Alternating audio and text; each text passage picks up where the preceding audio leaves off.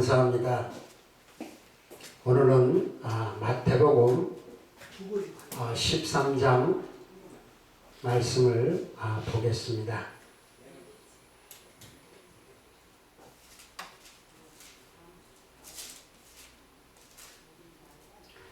10절에서 13절까지의 말씀입니다. 제자들이 예수께 나와 가로되 어찌하여 저희에게 비유로 말씀하시나이까? 대답하여 가라사대 천국의 비밀을 아는 것이 너희에게는 허락되었으나 저희에게는 아니 되었나니 무릇 있는 자는 받아 넉넉하게 되되 무릇 없는 자는 그 있는 것도 빼앗기리라. 그러므로 내가 저희에게 비유로 말하기는 저희가 보아도 보지 못하며 들어도 듣지 못하며 깨닫지 못함이니라. 아멘. 오늘은 말씀이 천국의 비밀을 아는 그런 삶이 되자, 이렇게 주제를 가지고 말씀을 전하겠습니다. 특별히 마태복음 13장에서는 천국 비유가 13장 31절과 33절과 44절과 45절과 47절에 5가지의 비유로 말씀하고 있습니다. 첫 번째는 겨자씨와 누룩에 대해서 말씀하고 계시고, 또 밭의 감추의 보화를 말씀하고 있습니다. 좋은 진주를 찾는 그러한 천국의 비밀을 말씀하고 계시고, 또 바다에 물고기를 모으는 그러한 그물에 대해서 5가지, 천국은 마치, 이렇게 말씀하고 있습니다. 우리가 예수님께서는 이 땅에 오셔서 많은 비유로 말씀을 하시면서 그 천국 복음을 말씀하고 계신데, 우리들은 지금 비유로 말씀하거나 온전히 그 비유에 대해서 정확하게 알지 못하는 부분들이 너무 많이 있습니다. 또한 마태복음 20장 1절에는 포도원에 대한 품꾼의 비유로 말씀하고 계시고, 마치 천국은 품꾼의 포도원으로 비유를 하고 있고, 22장 2절에는 천국은 마치 혼인 잔치를 하는 아들년 왕의 혼인 잔치로 비유를 하고 있습니다. 25장 1절에는 천국은 마치 10처녀의 등을 준비하는 5처녀와 준비하지 못한 5처녀에 대해서 말씀을 하고 있고, 15절에는 금 달란트에 대해서 5달란트, 3달란트, 1달란트에 대해서 말씀하고 있습니다. 25장 32절에는 양과 염소로 천국은 마치 양과 염소와 같다고 이렇게 비유로 말씀하고 있습니다. 곳곳에 성경의 말씀은 비유로 하신 말씀들이 너무 많이 이야기하고 계십니다. 그러나 우리가 그것을 전부 다 비유로 말씀하시기 때문에 우리 마음과 심령에 보는 눈과 듣는 귀를 열어주셔야 그것을 깨닫게 되는데, 그렇지 아니하면 깨달을 수가 없다고 지금 말씀하고 계십니다. 그러면 누가 우리의 천국 비밀을 아는데 깨닫게 하실까요? 예수님께서 오셔서 우리 안에 성령님으로 오셔서 우리를 알게 하시고 보게 하시고 듣게 해주셔야 알 수 있다고 하는 것입니다. 요한복음에서 말씀하실 때 요한은 예수님이 이 땅에 오셔서 요단강에서 세례를 베풀 때 어찌하여 나에게 오시나이까? 내가 오히려 예수님께 세례를 받아야 할 자인데, 이렇게 말씀하시면서 예수님은 이제 허락하라고 하십니다. 그래서 주님이 이 땅에 오셔서 왕으로서의, 또 선지자로서의, 제사장으로서의 이제 하나님 일을, 복음을, 천국 비밀을 이제 알게 하시기 시작하십니다.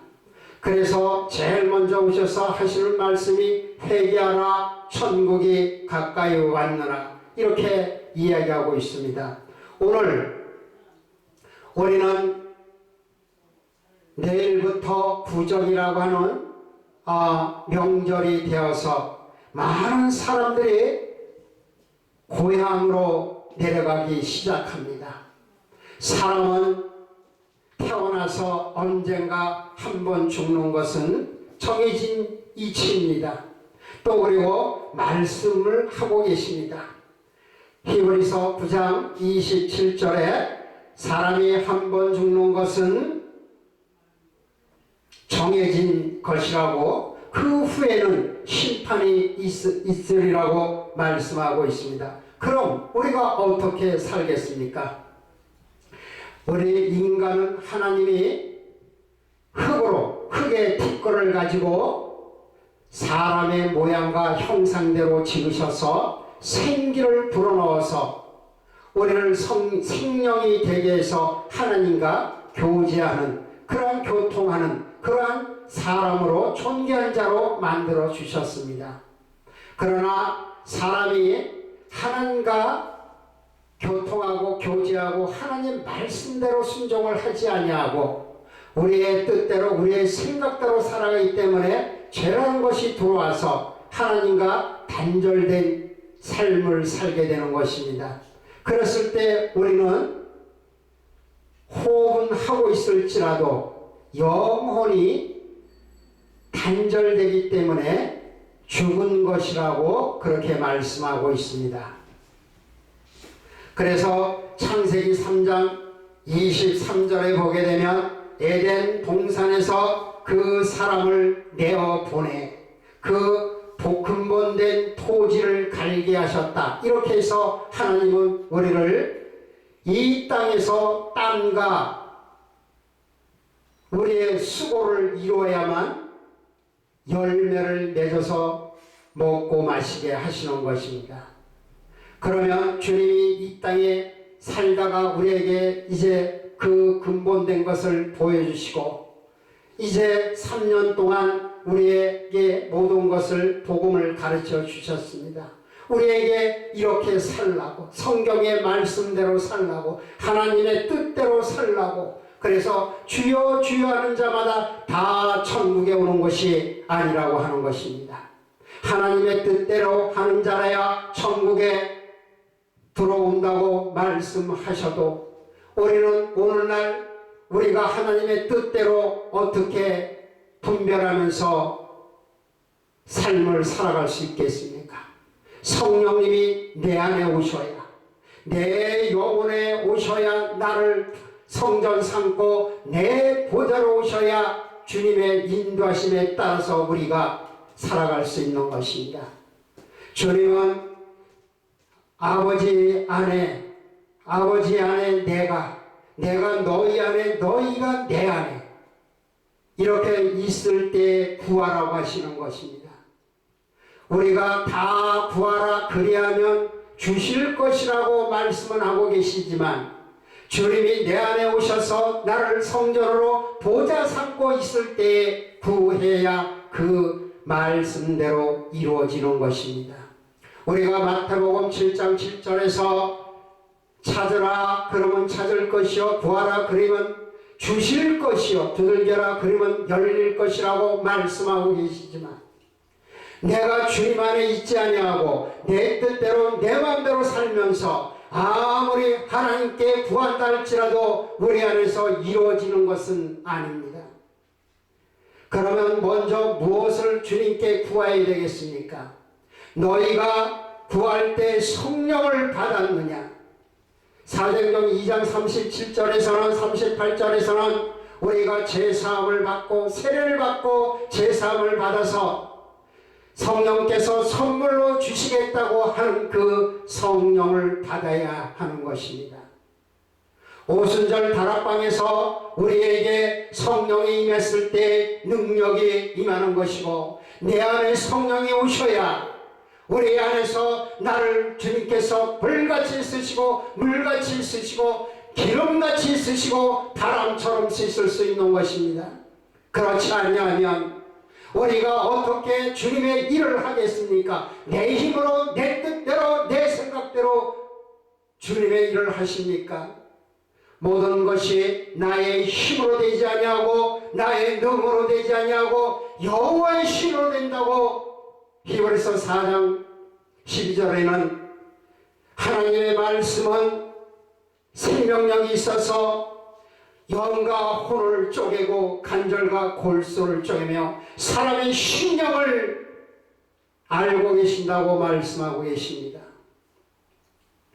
우리는 주님의 그 뜻을 분별하려고 하면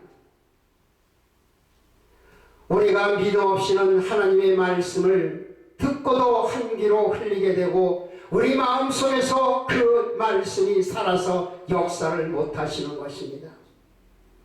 믿음 없이는 하나님을 기쁘게 하지 못한다고 말씀하고 계시고 오직 다른 신이 없다, 나 외에는 다른 신이 없다고 말씀하고 계십니다. 이스라엘 백성들이 애굽 땅에서 430년 동안 종살이를 하다가 이제 출애굽할 당시에 하나님은 이스라엘 백성들을 나의 백성을 출애굽시킨다고 말씀하고 계시지 아니하고 나의 군대를 출애굽시켰다고 말씀하고 계십니다. 하나님은 이제 하나님의 백성들을 불러서 군대처럼 만들고 계시는 것입니다. 주님의 말씀이 나에게 성령님이 나에게 임하시면 나는 세상 사람이 아니라 나는 간대 없고 온대 없이 주님의 도구가 되는 것입니다. 그래서 주님의 말씀대로 살게 되는 것이고 나는 주님의 뜻대로 행해야 되는 것입니다. 어제 주님께서 나와 함께 하셔서 이 성경의 말씀대로 나를 이끌고 가시는 것입니다. 내 마음에 내 뜻대로 내 생각대로 내가 배운 학식과 지식과 말씀으로 나를 이끄시는 것이 아니라 주님의 생각대로 주님의 뜻대로 주님의 행하신 대로 나는 가게 되는 것입니다. 그래서 우리가 어딜 가든 악을 골짜기까지 간다고 하지만 나는 내 뜻대로 내 마음대로 하게 되면 나의 유익이 있어야 가고 나에게 도움이 돼야 가는 것입니다. 그렇지 아니하면 주님의 말씀대로 살 수 있지를 않습니다. 우리가 어떻게 살아야 되겠습니까? 하나님의 형상을 하나님의 모형대로 지음을 받은 우리는 존귀한 자지만 주님께서 그 말씀대로 살기 위해서 강야에서 주님은 우리를 시험하십니다. 낮추어서 주님이 결국은 우리를 복주기 위해서 강야에서 강야의 생활을 하게 되는 것입니다. 생활의 운전이 우리는 강야 생활을 하면서 우리는 전부 다 나는 높아지고 나는 불평하고 교만하고 나는 내 고집대로 내 아집대로 내 탐욕대로 살아가지는 않습니까? 주님께서는 나에 있는 것 나의 자존심까지도 내 속에 있는 불평 불만 온갖 시기하고 질투하고 미워하는 것들 그러한 것들을 없애야 되는 것입니다. 우리가 그러한 것을 갖고 있으면 아무리 우리가 하나님의 말씀대로 산다 하더라도 내가 좋으면 그 잠깐은 좋고 내가 잠깐 싫게 되면 온전히 행할 수 없는 그러한 미워하고 시기하고 질투하는 것이 나올 수밖에 없는 것입니다. 내 가정에서 내 아내와 자식들에게는 잘할 수 있을지라도 나에게 조금이라도 힘들고 어려우면 나의 온전한 불평이 나오고 불만이 나오고 그들이 나에게 잘해줘야 내가 집안에서도 왕이 되어야 하는 것입니다. 그러나 주님께서는 어딜 가든 무엇을 하든 주님의 영광을 위해서 해야 되기 때문에 나는 내가 먼저 몸이 되어야 되고 주님의 말씀대로 살려고 그러면 내가 사랑해야 되고 내가 온전히 낮아져야 되는 것입니다.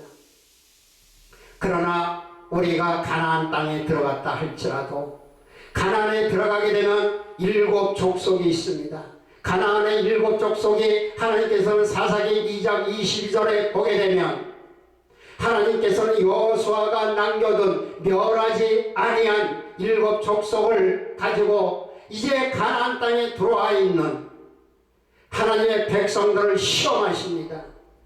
가나안 땅에 들어왔다고 해서 우리에게 모든 것이 잘되고 잘 풀리고 모든 것이 내 뜻대로 되어지냐? 절대로 그렇지 않습니다. 하나님의 뜻대로 하나님은 한 단계씩 복을 주고 한 단계씩 나에게 능력을 주시는 것입니다. 무엇보다도 하나님이 여기 오게 되면, 성령이 오게 되면 하나님을 아는 것과 하나님을 알아가는 것에 우리가 힘써야 되는 것입니다. 내가 누구를 가르치려고 하는 것이 아니라, 내가 누구를 도우려고 하는 것이 아니라 내가 먼저 변해야 된다고 하는 것입니다. 온전히 주님께서는 성령으로 나를 인도하시고 이끄시고 내 안에 있는 7 족속을 없애주셔야 하는 것입니다. 그래서 우리는 말씀대로 순종을 하게 되고 말씀대로 순종을 하면 하나님의 상을 주신다고 하시는 것입니다. 우리가 그 상을 받는 것이 하나님의 복이지만은 하나님의 복이시고 우리는 아브라함처럼 복의 근원이 되어서 주님의 그 복을 받아가지고 내가 다른 많은 사람들에게 그 복을 나눠주는, 즉 예수 그리스도를 나타내며 성령님을 완전히 우리를 통하여 마음껏 사용하는 주님의 역사가 일어나는 그러한 삶이 되어야 된다고 하는 것입니다. 주님께서는 나는 처음이요 나는 마지막이요 나는 외에는 다른 신이 없다고 그렇게 말씀하고 계십니다. 우리가 믿어야 될 것은 온전히 주님만이 왕이시고 만주의 왕이시고 만주의 주이십니다. 이제 고향에 가게 되면 많은 친족과 친척과 많은 분들을 만나셨을 때 그곳에 많은 하나님 외에는 다른 신들이 있을 수밖에 없습니다. 그 신들과 있을 때 우리는 어떻게 해야 되겠습니까? 우리는 분별하고 분리하고 그 모든 것을 해파는 것이 아니라 주님의 뜻대로 우리가 서로 사랑하고 그 형제를 우리가 우애를 나타내듯이 그래요 사랑을 더하라고 하신 것처럼 오늘 명절을 맞이하고 고향으로 가는 모든 이 세신 방송을 듣는 시청자 여러분과 저희 모든 분들은 주님의 사랑을 나타내는 그러한 존귀한 자가 되기를 주님으로 축원합니다. 하나님께서는 우리에게 상으로 성령을 주신다고 하셨으니 요한복음 14장 16절에 예수님께서 이 땅을 사시다가 이제 천국으로 올라가시면서 다른 보혜사를 보내주신다고 말씀하셨습니다. 요엘서 2장 28절에도 말씀하실 때 성령이 내 신이 오면 젊은이들은 장래일을 말하고 환상을 보고 늙은이는 꿈을 꾸고 남녀 여종에게는 예언을 하는 신을 주신다고 그랬습니다. 그래야 우리 그 주님께서 주시는 성령으로 오늘도 우리가 모든 만나는 분들에게 그 성령의 임하심에 따라서 그 능력을 가지고 모든 만나는 분들에게 주님을 나타내며 주님의 사랑을 전하는 그러한 모든 주의 백성들이 되기를 주님의 이름으로 축원합니다. 감사합니다.